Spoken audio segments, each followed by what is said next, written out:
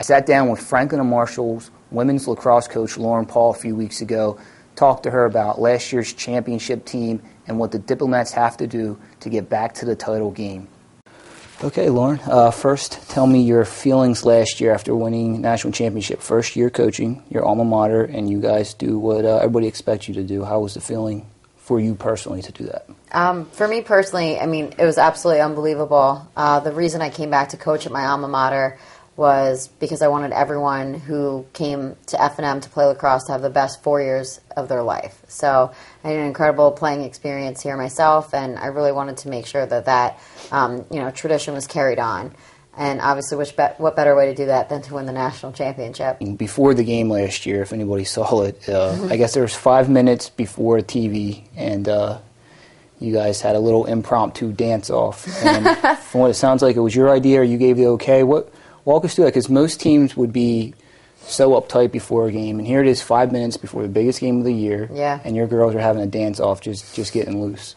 Well, I think the biggest thing with that is they said last year when they had lost the national championship, one of the things that they noticed looking back on that day is that Hamilton was out and having fun and excited about the game, and it was raining and the F&M team was huddled under kind of like an overhang and benches and acting as though like the rain was really this huge deal, and it almost just showed that they didn't want to be there. I think coming into it this year, we just wanted to make sure that we were having as much fun as we were, as hard as we were working, basically. So one of the best things about our practices and about our games and about the whole season is that, when we look back on it, it wasn't just, okay, we worked hard, so we deserve that. It was we had the best time doing it. Now being defending champs, first time for you as a coach. Some of these girls have had that before, winning it 2 years ago.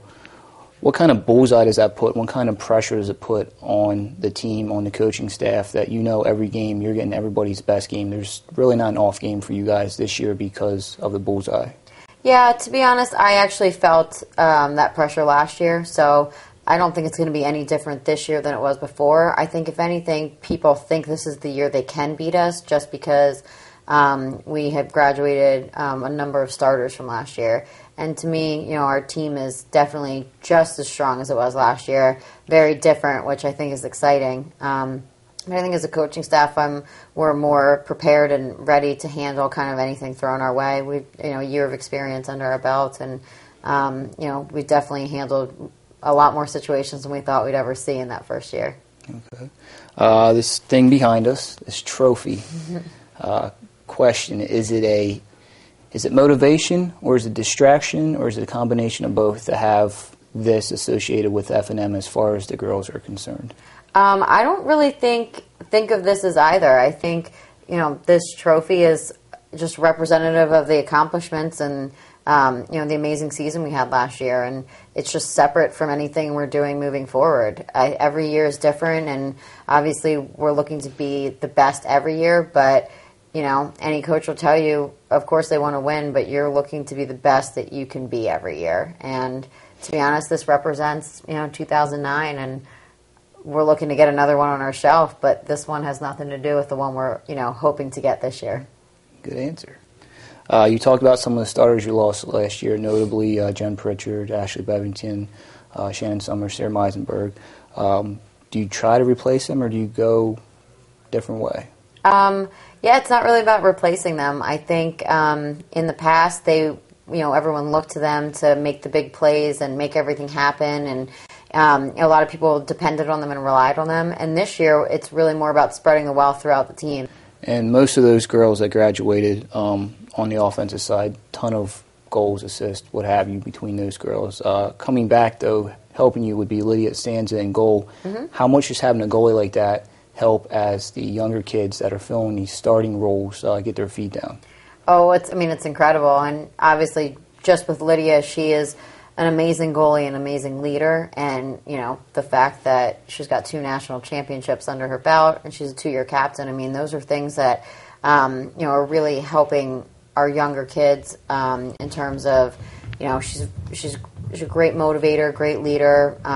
She understands the game well, and people really respect her. What's exciting, too, we have a lot of other girls returning. We have 7 starters returning and a lot of leadership on the attacking side and on the defense.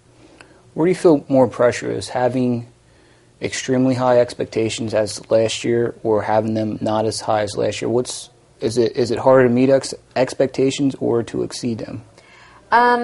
That's a really great question. I think Thanks. A lot of people would say it's harder to meet them, but because if there's no pressure on you, you really, you almost are making your expectations lower than they are. And, you make them that way so that you can exceed them. And finally, looking at your schedule, 5 teams in the top 20, 3 teams in the top 5, Salisbury, Gettysburg, and New Jersey. And I think you have Gettysburg and Jersey in the same week at one point.